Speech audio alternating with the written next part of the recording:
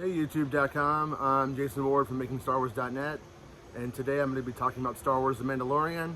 There'll be some spoilers from the last episode of Season 1 and some stuff from Season 2 coming. So up front, there was some pretty cool news in that they kind of announced a semi-release window for Season 2, which is going to be later in the year in 2020, around October I would imagine, and they said the fall. And it seems to take about a year for them to do an episode, like to film it and then do the production and have it out, it seems like. When I was reviewing the finale for Season 2, I was going through the stuff I captured on set from Season 1's ending, and that was about November that they were filming most of that, of last year. So it's basically about a year and a month to get to the finale. So that kind of gives us some idea of like where they're at with stuff. So my thoughts on the end of the season and the season in general are kind of, they're like mixed but really happy, if that makes sense. Those two episodes that we got where the Mando like goes on the ship and the one where he goes to Tatooine, the prison break one and the Tatooine one, I love those episodes onto themselves, just on their own. They're really cool. But when you go and you have 8 episodes and then we're introduced to like Moff Gideon late in the season and he has like all this stuff attributed to him, like, hey, he's part of the Mando's past and he screwed over his life when he was an ISB officer and he knows everything about all the heroes. Like that's a cool attribute.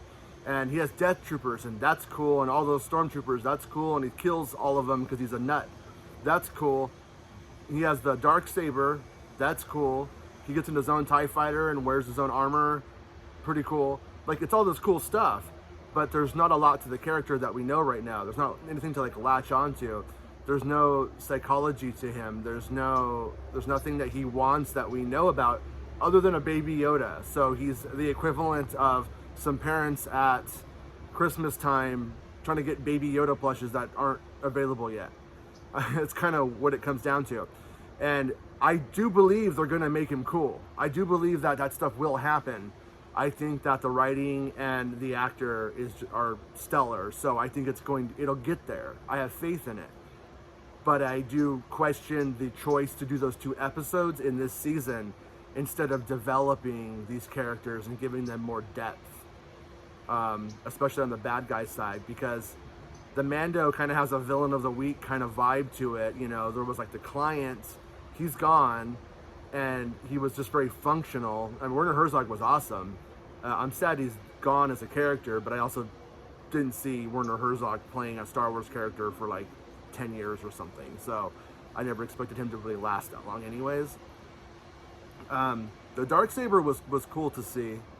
I was really happy that they put it in, and as a Star Wars fan, I'm curious as to how like normal people who didn't watch the Clone Wars and like Baby Yoda and are just checking in to see what all of this means. I'm curious to see how they're going to take this. Does it mean anything? Because there was so much significance in it, but only if you're a really hardcore Star Wars fan, and that's good. I mean, that's kind of what the television shows should be aimed at. At the same time, you know, when he's standing there on that TIE at the end, it's a great shot. It looks cool. Concept art was cool. But I'm just curious as to how that plays out. The stuff with Cara Dune I thought was a bit weird. You know, she's like, I don't do the mom thing or the baby thing. And then they give her the baby. And in no way do I think that the people involved are sexist assholes or anything like that. Like, it just seemed like a big misstep. It seemed weird to even acknowledge it. I mean, in the sense that like everybody except for Greef Karga is pretty much trusted with the baby, and Greef Karga probably shouldn't be trusted with the baby, so I can kind of see why they wouldn't give that character Baby Yoda. But at the same time, it was just a weird place to put it. Because, you know, like in the show, like IG-11 is a nurse, he's a nanny, a caretaker. So it's not like they're playing with gender roles in like a negative way or something like that.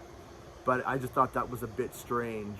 I was surprised that we saw his face. I'm curious if we saw his face originally, or if that was shot during season 2 work or not.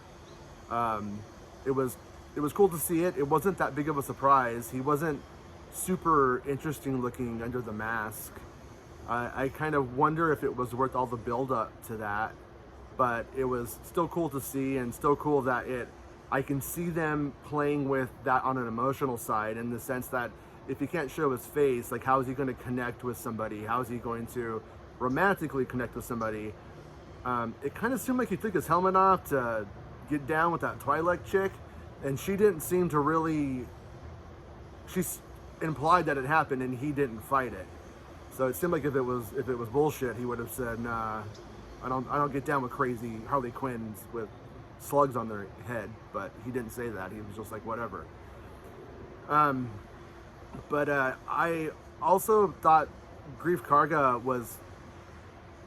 I liked a lot of the character work, like with him taking shots and drinking when they're about to go down, and the kind of stuff. It was fun. I could have used a little bit more from him in the episode, and a little bit more of interest. Taika Waititi's direction was obviously awesome, and I almost don't feel like talking about it because it's such a given. I mean, he made my favorite Marvel movie. I have 2 favorite Marvel movies, and one is Thor Ragnarok because it's hilarious, and the other is Winter Soldier because it's actually like a good movie, and that genre mashup works. There are 2 different ends of the spectrum, though. But anyway, so it doesn't surprise me, though, that he rocked this. At the same time, I'm pretty grateful that he made IG-11, who was just a generic IG-88 knockoff 2 weeks ago, way more prominent and prevalent than IG-88's ever been. IG-88 just stood there in a movie for a few seconds, and then he was an action figure we had when we were kids, if you were old enough. And that's a big deal, though, that social imagination that we have where we're playing with these toys. Oh, my ride's here. That stuff's big. But IG-11, he came in. It wasn't like E.T. strong, like or Terminator 2 strong, like when he has to go and he has to die. But it did work. It was superficial. It was a bit shallow, but it worked. And that's, I think, a testament to Waititi's direction and the performance that he gave to IG, and the fact that IG was funny, and then it was a little bit sad. I wasn't tearing up. It didn't wreck me. It wasn't that serious for me. But it worked, and I liked it, and it played on the Mando's kind of backstory of not trusting droids, and the fact that he has to show his face to the droid, and then the fact that he is sad and the droid detects it. I thought that was good. It played into the idea that the Mandalorian's not just set in his ways, and we've seen that he does grow. The earliest scoop I had from the show was that it was about the restoration of Mandalore, and I think that stuff's pretty much panned out. And that it was the Mandalorian, and that obviously panned out. And so that was cool, but the weirdest thing was we heard about this like baby and how this baby was going to play into the restoration of Mandalore. And so it's pretty rad to see that baby, who I thought that scoop wasn't, I thought it changed, but at the end it happened. The baby has become his 2-man clan. So that was unexpected. Do you guys think we're ever going to see little baby Yoda and Mandalorian armor down the road? I think it's going to go that way. Although, I did see other puppets, and from memory, I don't think those other puppets were Baby Yoda, but they were various sizes and they weren't finished, so I can't conclusively state anything on it. I thought that was going to happen in episode 6, that we were going to see the Baby Yoda's people. I'm guessing now they must have meant of season 2, since everything else panned out that I learned in that thing. It would be weird if that was something that just didn't. It would be strange, but sometimes stuff happens. So who else was there? Yeah, I mean, I liked, the general vibe of the season. I'm looking forward to season 2.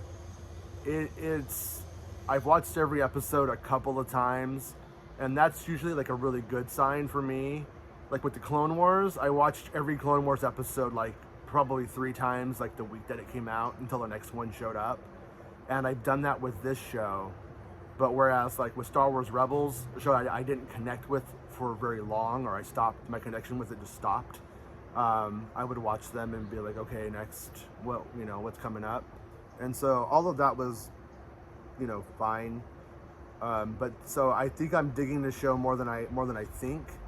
It's been kind of hard to have this show coming when we have Mandalorian coming weekly, but then we have like the Rise of Skywalker coming and all of that excitement, you know, and wrapping up the Star Wars saga. Like that's a pretty big thing. So it's been weird to kind of be pulled in different directions. At the end of the Clone Wars, it was kind of weird because I was super excited for the final episodes, but then I was also like, Force Awakens is coming. Like, it's just really hard to not be pulled in different directions. So happy with the season. Looking forward to season 2 in 2020. I've already been taking photos of sets. Looks like Tatooine is back, but it could be Arvala 7, or it could be Crack-Tooine, or Bat-Tooine, or Splat-Tooine with this show, because who knows why, they'll just do that. I hope that, you know, we have some interesting stuff coming up. That Boba Fett moment, I believe that was Boba Fett in that episode where Homegirl gets killed and she's down on the ground, and then because you hear spurs and you hear Boba Fett's sound effect, and both of those are Boba Fett's. If you give them to somebody else, that's a really, really cheap move. It's not cool to trick the audience that way, and they didn't pick up on it at all in the season, though. That just happened, and then we're like, what? So I'm guessing that was maybe added for season 2 plot story or plot point. And it did look like it was the Mandalorian himself, but he's up in space. So I'm just kind of speculating that they didn't have Mandalorian, Boba Fett armor made, and they just kind of used the Mandalorians, and then maybe they'll change it. You know, they changed Star Wars Rebels. They changed Palpatine's Force power colors from green to blue. So it happens. That said, looking forward to it, and I hope you guys had a good time. Let me know what you guys thought of it, and thanks to everyone who participated in the Kessel Toy Run this year. That was cool, and hopefully next year we can do a lot better, but it was pretty good, and we did some good with our fandom, so that's rad. And hopefully there's more Star Wars news coming up in January we could talk about, and I'll probably be sharing my thoughts on the Rise of Skywalker pretty soon. I just didn't want to rush into it because I'm a little bit mixed on it, but mixed positive for sure, but don't really, you know how I feel about some elements of it, and wanted to let them sit a bit before I dug into it. But all in all, pretty fun times, and I hope you guys are enjoying it. So let me know what you guys think, and I'll see you guys in the next video.